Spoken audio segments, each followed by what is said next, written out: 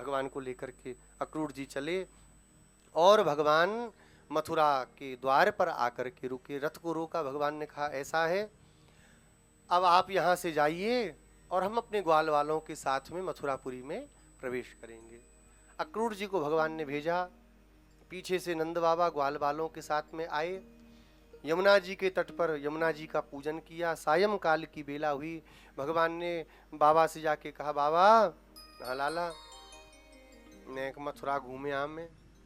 नहीं नहीं कोई जरूरत नहीं अकेले जाने की, तू बदमाश है तू, अभी रात का समय होने जा रहा, कुछ उदम मचाएगा, आज नहीं अब कल जाएंगे, कल सब चलेंगे। अब भगवान ने सुना तो दुखी हो गए, चलो कोई बात नहीं, बाबा कह रहे हैं ठीक है चलो रुक जाते हैं। लेकिन भैया तो संग हैं, बाबा नहीं जाने दे रहे, तो भैया का संग मिला तो जाने ही देंगे। दौड़ करके गए भैया के पास। दाऊ भैया को भगवान ने कही, भैया हाँ लाला मथुरा घूमे आ में। अरे मैं नहीं जा रहा, तू उधम मचाता है। भगवान ने कहा देख ले मैं उधम ना मचाऊंगा, सच कह रहा हूँ। अरे तू उधम नहीं मच, तेरे लोगों के शरीर में खून घूमता है, तेरे शरीर में उधम घूमता है, मैं नहीं जा रहा तेरे संग में, मैं सच कह रहा हूँ भैया, मैं चुपचाप चलूंगा। दाऊ जी बोले मैं नहीं जा रहा, तू रहने दे, तू कर उधम, तू बाबा के सच ही। भगवान ने कही अब सीधी उंगली से घी नहीं निकल रहा। भगवान ने कही रामावतार का याद दिलाना पड़ेगा। भगवान ने कही क्यों, भूल गए रामावतार का?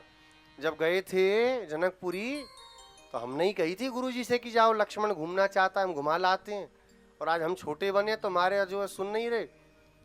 बलदाऊ जी बोले अच्छा हंस करके चल चल चल चल, उधम मत करियो। सब ग्वाल वालों को साथ में लेके चले, और जैसे ही पता चला कि भगवान श्याम सुंदर मथुरापुरी में प्रवेश कर रहे हैं, सारे के सारे मथुरावासी भाग भाग के भगवान का दर्शन करने लगे। सारी गोपियां अपने अपने छज्जों से अटारियों से झांक झांक के देखने लगी, आ हा हा कितने प्यारे, कौन है री, कन्हैया कौन है? देखो वो दोनों आ रहे हैं दूर से, वो जो पीले पीले कपड़े पहने श्याम वर्ण के वही कन्हैया हैं, और वो नीले नीले कपड़े पहने गौर वर्ण के वो बलदाऊ भैया, इनके बड़े भैया। सब सखियां कहने लगी अरे इसके लिए लोग कहते हैं कि गोवर्धन पर्वत को 7 दिन उठा करके रखा। इसको तो एक छोटा सा आधा किलो का अगर फूल भी पकड़ा दें कि जाके मंदिर में धरे आओ, इसकी कलाई में मोच आ जाए। इतना बड़ा पर्वत उठा करके 7 दिन खड़ा है। ब्रजवासी झूठे हैं, ये बच्चा क्या उठाएगा? इसने अघासुर को मारा, इसने बकासुर को मारा, इसने पूतना को मारा। परस्पर में सब चर्चा करने लगी। और जब भगवान ने सुना, जैसे ही भगवान ने उनकी ओर देखा, बोले खड़ी तो थी देखते समय, और जैसे ही दृष्टि हटाई सब लेट गई। बोले कैसे? बोले मूर्छित होकर धम्म धम्म गोपियां गिरने लगी। भगवान की ऐसी तिरछी चितवन पड़ी। ग्वाल वालों ने कही लाला देख रहे हो तू? क्या कैसे देख रहे हैं? हमें घूर रहे हैं सब रे मथुरा वारे। भगवान ने कही इतने सुंदर हैं कि सब सुंदर कौन ना देखना चाहे हमें।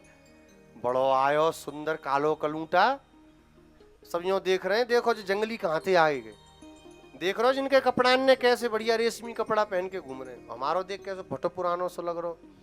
भगवान ने कही ऐसी बात तो? बोले चल कपड़ा दिला तू, तेरा बाप खूब पैसा कमा के बैठो है, अब तू कपड़ा दिला हमें। भगवान ने कही कपड़ान की कौन सी कमी पड़ रही, मामा को घर है मेरो यहाँ पे हैं, तो मामा के घर से ही कपड़ा दिलाऊंगा, चलो। अब भगवान चले।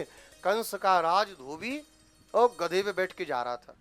भगवान ने आवाज लगाई मामा जी, ओ मामा जी राम राम। अब कंस का धोबी कितना घमंड, पीछे मुड़ के देखा, हम मामा जी? हाँ हाँ आप ठंडो, हमारी तो कोई बहन है नहीं, अब तू कहाँ से पैदा हो गया? अरे आपके सगे भांजे नहीं हुए तो क्या हुआ, भांजे तो भांजे। ये कंस मामा हमारे मामा लगते हैं, कंस महाराज भोजपति कंस, तो मामा की नगरी में आप हो तो आप भी मामा ही हुए, और क्या कहें आपसे। तो सब ऐसे ही आते हैं यहाँ पे, कोई महाराज भोजपति का भांजा बनता, कोई भतीजा बनता, तेरे से खूब घूमते रहते हैं। घूमन दो। एक प्रार्थना है, इतने सारे कपड़े गधों पे धर धर के ले जा रहे हो, हमारे ग्वाल वालों को हमें भी दे दो ना, हम सब भी पहन लेंगे। अब इतना सुना तो नाराज होकर के बोला ईदृशान्य व्यवासांसी, अरे जंगली शकल देखी तूने अपनी, ऐसे कपड़े पहनेगा, भाग नहीं तो अभी तुझे बंद करा दूंगा जेल में। भगवान ने कहा देखो हमारे मामा हैं, और हम कितने प्रेम से दंडोत प्रणाम कर रहे हैं, राम राम कर रहे हैं, हमें जंगली कह रहे हैं। और मामा की बात झूठी हो जाए सो भी सही बात नहीं। अब मामा ने जंगली कहा तो जंगली बन के तो मामा को दिखाना भी पड़ेगा। सोई भगवान ने एक खींच करके तमाचा मारा, रजकस्य कराग्रेण सिरह कायाद पातयत।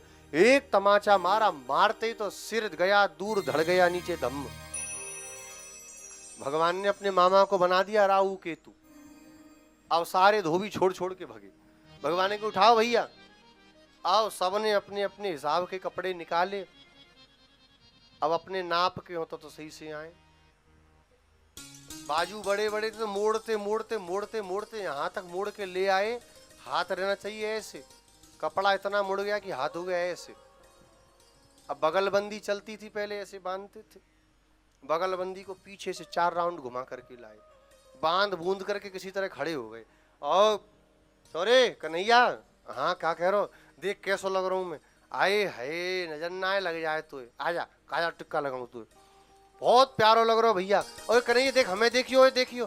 भगवान ने कहा तुम सबन ने देख लियो, तुम मुझे बताओ मैं कैसा लग रहा हूँ। आए हाय लाला, तू तो दूल्हा लग रहा है। हा, चले चलो। एक आगे दर्जी था, दर्जी ने देखा ऐसे चील बिलाऊ से बने चले आ रहे हैं, हाथ जोड़ के बोला महाराज थोड़ी सेवा हमें भी मिल जाती। कपड़ों की शोभा बढ़ गई इनकी आपसे। ये कपड़े पहने तो आप अच्छे लगने लगे, सो बात नहीं, ये कपड़े धन्य हो गए जो आपने इनको पहन लिया, आपके ग्वालों ने इनको पहन लिया। थोड़ी सेवा मिल जाती महाराज, थोड़ा नाप का बना देते तो थोड़ा ज्यादा ठीक था। भगवान ने कही हम अकेले नहीं है, मेरा भी बहुत बड़ा परिवार है। तो ठीक है। अब कैंची लेकर के, सुई धागा लेकर के सारे के सारे दर्जी आ गए और कैंची चलाने की भी जरूरत नहीं पड़ी। निर्जीव कैंची भी सजीव होकर के भगवान की सेवा के लिए कपड़ों को काटने लगी, सुई धागा अपने आप चलने लगे, खूब सुंदर वस्त्र हो गया। भगवान ने वरदान दिया, श्रियम च परमाम लोके बलेश्वर्य स्मृति इंद्रियम, खूब संपत्ति प्राप्त हो और मरने के बाद तुम हमारे धाम को प्राप्त करो।